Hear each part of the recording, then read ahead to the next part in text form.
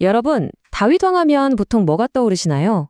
아마 위대한 전사, 이스라엘의 강력한 통치자, 이런 이미지를 많이 생각하실 거예요. 맞습니다. 하지만요, 그의 진짜 유산은 칼이나 왕관이 아니었다고 합니다. 오늘 함께 알아볼 건 바로 다윗 왕이 남긴 가장 강력하고 또 오래 지속된 유산, 예배의 진정한 의미예요. 그가 평생 꿈꿨던 그 꺼지지 않는 불꽃, 그게 과연 무엇이었을지 지금부터 따라와 보시죠. 네, 방금 말씀드린 것처럼 우리는 다윗을 위대한 전사, 또 왕으로 기억하잖아요. 그런데 그의 핵심 정체성은요, 딱 이 한 문장으로 요약된다고 해요. 바로 예배를 사랑했던 사람이라는 거죠. 그가 이룬 그 모든 놀라운 업적들, 그 중심에는 바로 이 예배에 대한 뜨거운 열정이 있었다는 겁니다. 자, 그럼 이 질문을 가지고 본격적으로 한번 시작해 볼까요?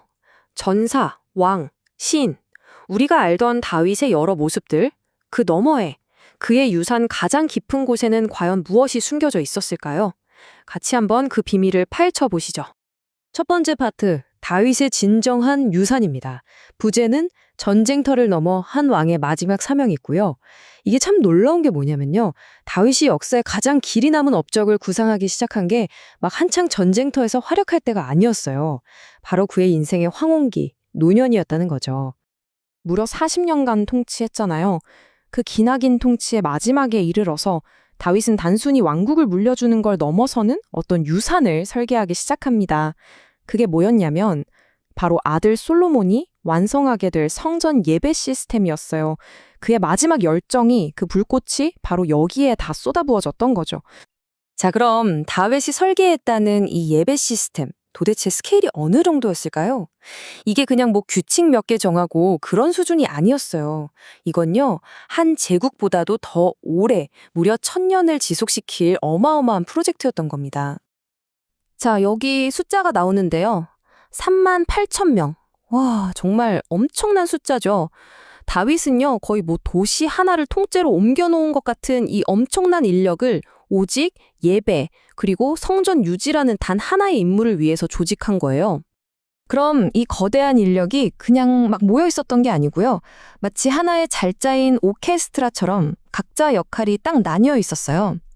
여기 차트를 보시면 가장 많은 24,000명이 성전 봉사를 직접 담당했고요.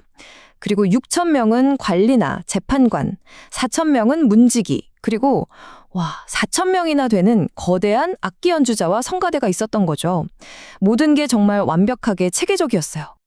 그리고 여기서 다윗의 진짜 천재적인 기획력이 드러나는데요. 이 인력을 24개의 반, 그러니까 24개의 팀으로 나눈 거예요. 그래서 각 팀이 돌아가면서 일주일씩 봉사를 한 거죠. 덕분에 어떻게 됐을까요? 맞습니다. 예배가 1년 365일, 24시간 내내 단 한순간도 멈추지 않았다는 거예요. 말 그대로 꺼지지 않는 예배를 시스템으로 만들어버린 거죠. 이 시스템의 생명력은요, 진짜 정말 놀랐습니다. 이 타임라인을 한번 쭉 따라가 볼까요? 기원전 1000년경에 다윗이 이걸 만들었죠. 그리고 솔로몬 성전에서 실행이 되고요. 쭉 시간을 한참 건너뛰어서 신약 시대, 그러니까 세례 요한의 아버지 사가랴가 성전에서 봉사하던 때까지 계산해보면 무려 1000년이 넘는 시간 동안 이 시스템이 살아 숨쉬었던 거예요. 한 사람의 비전이 1000년의 역사를 만든 거죠. 대단합니다, 정말. 자, 꺼지지 않는 불꽃입니다. 부제는 성전의 심장에 있던 강력한 상징. 맞습니다. 이렇게 거대하고 체계적인 시스템을 움직이는 심장, 그 핵심 동력이 과연 무엇이었을까요? 이제 그 물리적인 구조를 넘어서 이 모든 것을 가능하게 했던 강력한 상징, 바로 꺼지지 않는 불꽃의 의미를 한번 들여다보겠습니다. 레위기 6장 13절에 이런 구절이 있습니다. 제단 위의 불은 항상 피워 꺼뜨리지 말지니 당시 제사장들에게 주어진 수많은 임무들 중에 그 중심에 바로 이 명령이 있었던 거예요. 제단의 불을 절대로 꺼뜨리지 않는 것. 이게 가장 중요하고 절대적인 규칙이었습니다. 아니, 그냥 불인데 왜 이렇게까지 중요했을까요? 그 의미가 정말 엄청났기 때문입니다. 보세요.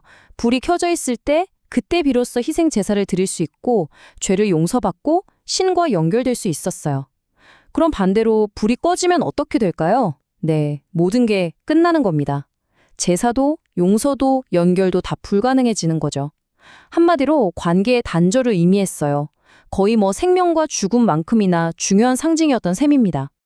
자, 그렇다면 이 고대의 불꽃이 오늘날 우리에게는 어떤 의미가 있을까요? 오늘 우리가 살펴보고 있는 이 내용은요, 이 고대의 상징을 단순히 외부의 불이 아니라 우리 내면의 상태로 다시 해석하고 있어요. 바로 성령의 불이라고 부르는데 이게 뭐냐면 진정한 예배를 가능하게 하는 우리 안의 열정, 진심, 신과의 연결, 바로 이런 것들을 의미한다는 거죠. 뜨거운 마음, 진정성, 바로 그겁니다. 이번엔 예배의 핵심, 진심에 대해 알아볼 텐데요. 부제는 잘못된 종류의 불에 대한 경고입니다. 그러니까 예배에서 무엇을 하느냐도 중요하지만 어쩌면 어떻게 그리고 왜 하느냐가 더 중요할 수 있다는 이야기예요. 이 진심의 중요성을 보여주는 아주 강력한 경고 이야기가 성경 레위기에 나옵니다. 바로 다른 불 이야기인데요. 당시 제사장이었던 아론의 아들 나답과 아비후가 있었어요. 그런데 이들이 하나님이 명령하신 방법이 아니라 자기들 마음대로 자기들 방식대로 불을 가져와서 제사를 드린 거예요. 성경은 이걸 명령하지 않은 다른 불이라고 표현합니다. 그 결과는 아주 비극적이었습니다. 그들은 그 자리에서 신의 불에 삼켜지고 말죠. 이 이야기가 강조하는 건 아주 분명합니다. 중요한 건 제사를 드렸다는 그 행위 자체가 아니었던 거죠. 그 행위를 일으킨 불의 근원, 다시 말해 마음의 진실성이 더 중요했다는 겁니다. 신은 그냥 정해진 의식을 치르는 걸 원하는 게 아니라 그 안에 담긴 진정한 마음을 원한다는 아주 강력한 메시지입니다. 네, 이번엔 오늘날의 의미입니다. 부제는 내면의 불꽃을 살아있게 하는 것이고요. 자, 그럼 이 모든 고대의 개념들을 오늘날 우리의 삶에 어떻게 적용해 볼 수 있을지 한번 이야기해 보면서 마무리를 향해 가보겠습니다. 오늘날 우리 안에 있는 그 내면의 불꽃은 어떻게 점점 사그라들까요? 여기 나오는 내용들이 아마 많은 분들이 공감하실 거예요. 삶이 너무 바쁠 때, 또 눈앞에 시련이 너무 벅차게 느껴질 때, 혹은 너무 똑같은 일상이 반복돼서 무뎌질 때, 심지어는 할 일이 너무 없어서 무기력해질 때도요. 이런 순간들 속에서 우리는 자신도 모르게 그 소중한 불꽃을 잃어가곤 하죠. 결국 오늘 우리가 쭉 살펴본 이야기의 핵심은 바로 이겁니다. 진정한 예배라는 건 어떤 특별한 장소나 정해진 형식이 아니라 우리 내면의 불, 즉 진지하고 집중된 마음을 꺼트리지 않으려고 애쓰는 그 행위 자체가 본질이라는 거죠. 어쩌면 이게 바로 다윗이 1000년이라는 시간을 넘어서 우리에게까지 전해주고 싶었던 진짜 유산이 아닐까요? 마지막으로 이 질문을 여러분께 한번 던져보고 싶습니다. 꼭 종교적인 의미가 아니더라도 괜찮습니다.